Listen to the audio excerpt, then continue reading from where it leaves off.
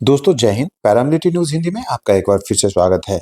CAPF general administrative rule 2026 का gazette notification Bharat सरकार के द्वारा जारी कर दिया गया है।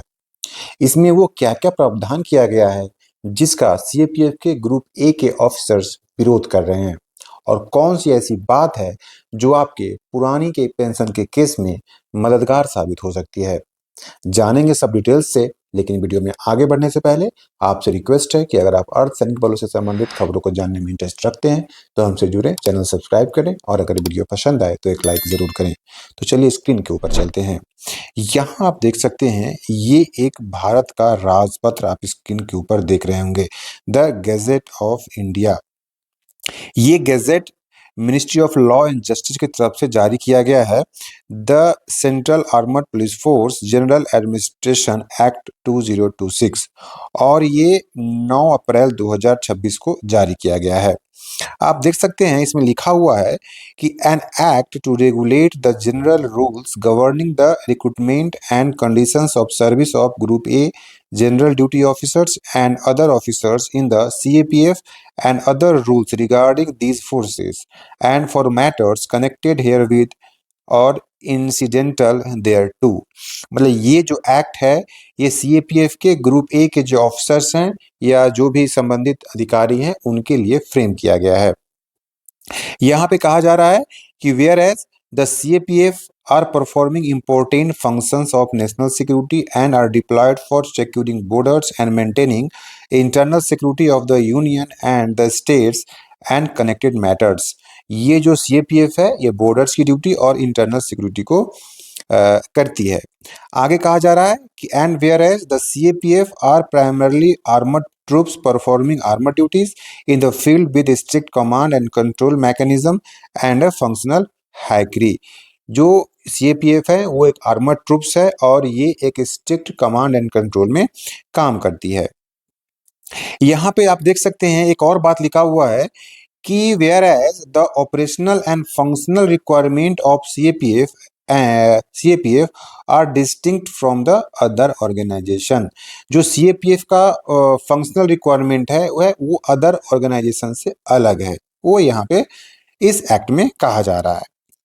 आगे देखिए, प्रोवाइडेड दैट, आप इस लाइन पे ध्यान देंगे, यहाँ पे लिखा हुआ है provided that the rules regulating the recruitment of group A general duty officers as specified in second schedule shall continue to be in force unless and until they are modified, amended, rescinded or superseded, keeping in view the functional and operational requirement of the CAPF। ये जो rules frame किया गया है, इस rules के अलावे जो CAPF के group A officer general duty के जो ऑफिसर्स हैं उनके लिए जो भी रूल्स है वो जो पहले से चला आ रहा है वही कंटिन्यू रहेगा जब तक कि उसमें कोई किसी प्रकार का मॉडिफिकेशन या अमेंडमेंट न किया जाए। आगे देखिए, provided further that for the purpose of appointment of officers from the Indian police service IPS in the rank of inspector general and above such rules shall provided for.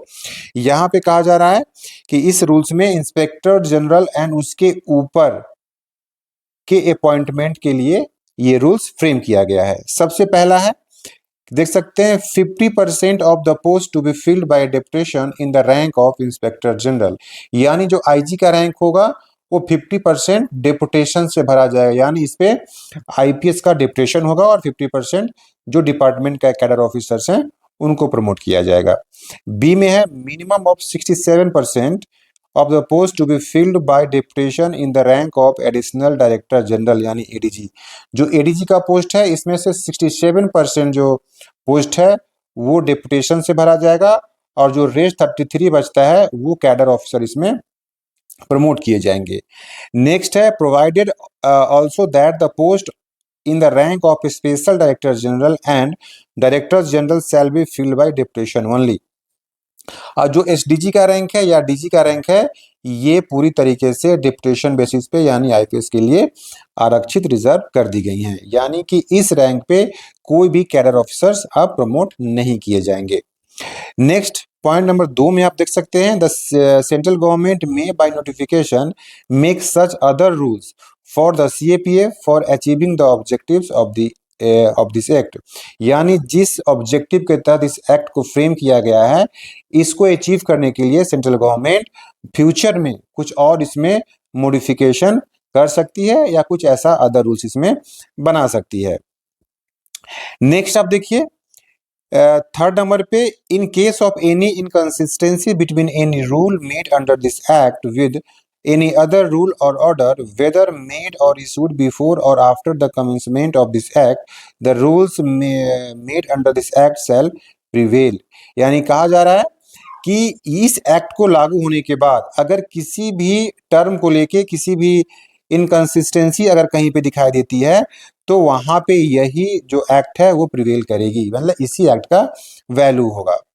Next 4(1) में आप देखिए, the central government में if it is of the opinion that is necessary और expedient in the public interest to do by notification. क्या क्या कर सकती है एक नोटिफिकेशन के द्वारा?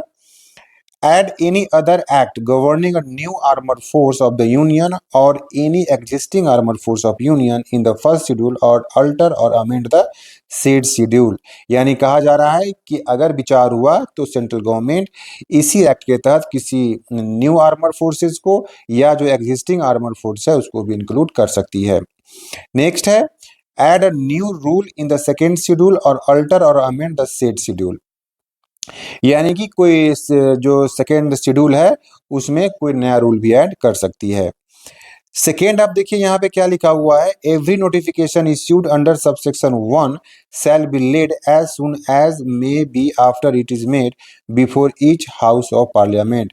जो भी यहाँ पे पॉइंट है उस सभी को पार्लियामेंट के सभी हाउस में यानी राज्यसभा में और लोकसभा में इसको प्रेजेंट किया गया है। 5 नंबर में आप देखिए, any financial benefits granted to group A general duty officers under any order issued before the date of commencement of this act shall continue to be so granted till such time new orders are issued in this regard। जब तक कोई नया order issue नहीं होता है तब तक जो भी फाइनेंशियल बेनिफिट है वो group A general duty officers को वो पहले की तरह मिलता रहेगा। The central government may by notification make rules for carrying out the purpose of this act। यानी सेंट्रल गवर्नमेंट नोटिफिकेशन के जरिए मतलब रूल्स बना के और जो इसका एक्ट का पर्पस है उसको कैरी करता रहेगा। आप देख सकते हैं यहाँ पे कुछ और बात लिखी हुई है, लेकिन जो मेन चीज है उसको चलिए हम आपको वहां पे लेके चलते हैं। यहाँ पे देखिए, and whereas the central government sorry the CAPF perform functions of national security in close coordination with state authorities. यहाँ पे एक बात लिखी हुई है कि जो सीएपीएफ के जो फोर्सेज हैं वो कहा जा रहा है कि क्लोज कोऑर्डिनेशन स्टेट के साथ, स्टेट अथॉरिटी के साथ क्लोज कोऑर्डिनेशन में काम करती है। आगे देखिए, be it enacted by Parliament in the 77th year of republic of India as follows. पहला है, this act may be called the CAPF general administration act 2026। यानी इस एक्ट को सीएपीएफ जनरल एडमिनिस्ट्रेशन एक्ट 2026 कहा जाएगा। It shall come into force on such date as the central government by notification in official gazette appointment.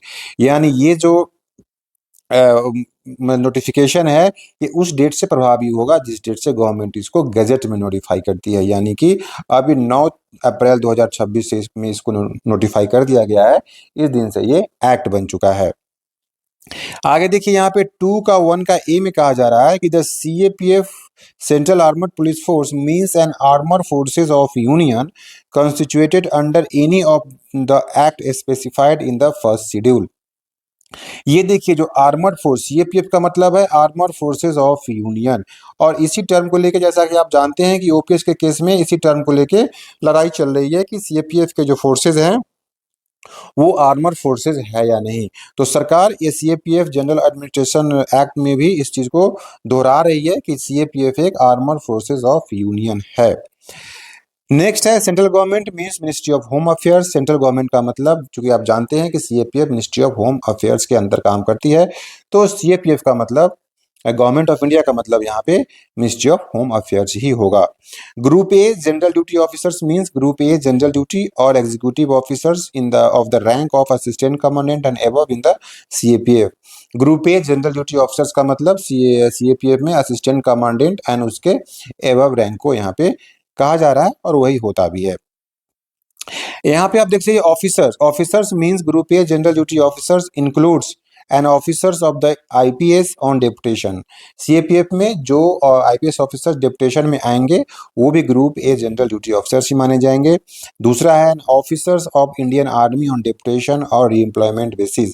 अगर कोई Indian army का officers CAPF में आता है या तो डिप्टेशन बेसिस पे या रीएम्प्लॉयमेंट बेसिस पे, तो वो भी ग्रुप ए ऑफिसर्स में ही काउंट किया जाएगा उनका।